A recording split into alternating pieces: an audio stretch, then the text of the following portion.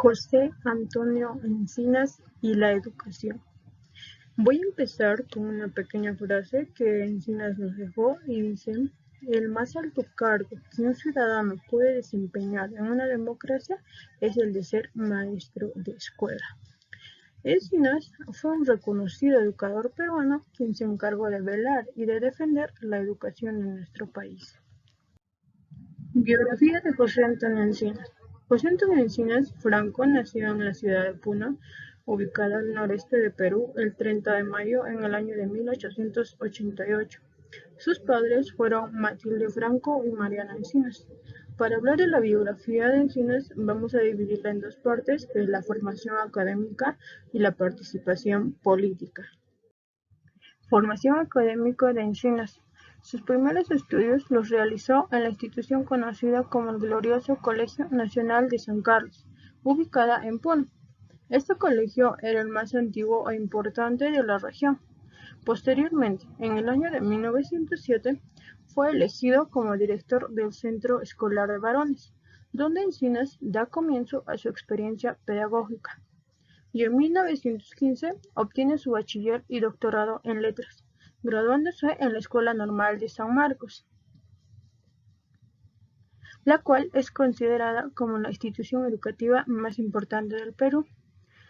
También realizó un doctorado en la disciplina de jurisprudencia en la Universidad Nacional Mayor de San Marcos. Fue escogido como director de la Escuela Normal de San Marcos. Y en 1927 obtiene una beca por la Fundación Carnegie. Encinas realiza otros estudios en el extranjero. Por ejemplo, consiguió un máster en antropología en Cambridge, Inglaterra. También adquirió un doctorado en ciencias de la educación en la Universidad Nacional de Sorbona, Francia. Además, durante este periodo recorrió otras regiones de Europa en las cuales pudo participar de cursos y realizar conferencias. Acción política de Encinas. En 1919, Encinas fue diputado por la provincia de Puno y en el mismo año, gracias al presidente Augusto B. Leguía, fue exiliado a Guatemala, debido a que Encinas siempre estaba en contra del recién electo presidente. En Guatemala pudo ejercer como profesor de psicología en la Universidad de San Carlos de Guatemala, la institución universitaria más prestigiosa y antigua del país de Centroamérica. Allí también fue asesor del Ministerio de Educación, y en el año de 1930 el presidente Leguía fue derrocado, lo que permitió que Encinas pudiera regresar a su tierra natal. Un año después fue elegido para ocupar el puesto de rector en la Universidad Nacional Mayor de San Marcos, y posteriormente, en 1950, fue seleccionado de nuevo para el puesto de senador del departamento de Puno. Tras ejercer su cargo como senador, Encinas se dedicó exclusivamente a escribir sus últimos textos, a partir del año de 1956. Encinas lamentablemente dejó de existir el 10 de julio del año de 1950. Aportes a la educación de Encinas. La labor fundamental que tenía Encinas estaba al servicio de la educación y las clases populares. Encinas siempre luchó por la educación como un fin social y por los derechos civiles y el desarrollo del indígena peruano. Su pensamiento aborda muchos campos, como por ejemplo la problemática jurídica respecto del poblador indígena, respecto a la educación de los indígenas, la reforma de la universidad. Encinas implementó la reforma universitaria de 1931, la educación en la escuela primaria, el rol de los padres en la educación de los hijos, ciertos aspectos de la psicología infantil.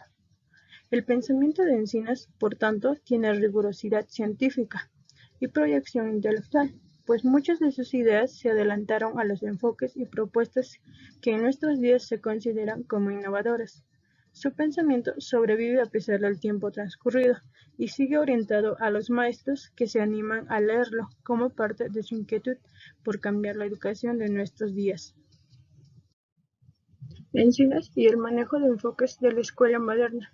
Tenemos como la revalorización del niño, reconociéndolo como centro de la acción educativa, el rol protagónico de la afectividad y la autoestima, función creativa del niño como elemento más importante de la educación, el rol del maestro como orientador y líder, el ideal de la equidad y justicia social, el uso de la disciplina, respetando por sobre todo la libertad del niño.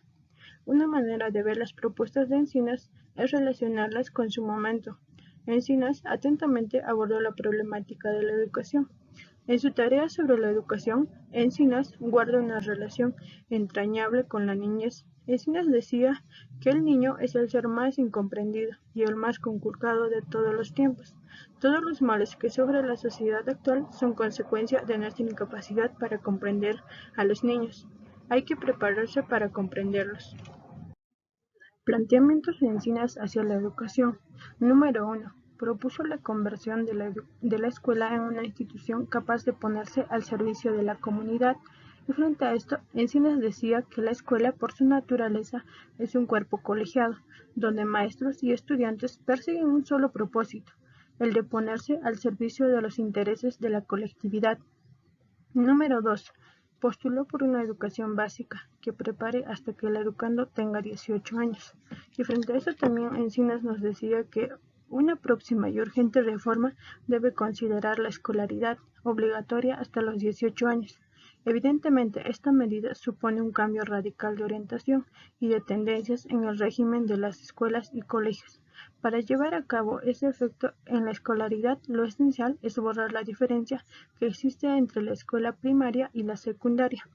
Número 3. Promovió leyes y normas que favorecieran la enseñanza rural. Y a esto Encinas decía, habrá que insistir que toda reforma que se haga no puede olvidar al elemento aborigen, al indio, cuya incorporación a la vida nacional prima sobre cualquier otra exigencia. Número 4. Ligó la problemática educativa a la problemática de la tierra, y a esto Encinas decía que la escuela rural, la más aconsejada, resultaría un fracaso si funcionara dentro de un feudo. Estaría destinada a preparar siervos. La escuela rural significa tierra propia, puesto que no va a preparar peones, sino campesinos, quienes más tarde se transformarán en agricultores. Número 5. Trazó los lineamientos básicos de una educación basada en el respeto a la idiosincrasia del poblador y a las características del niño peruano. Número 6. Observó que para que el maestro participe en el proceso educativo debe tener un amplio conocimiento y respeto por la personalidad del niño.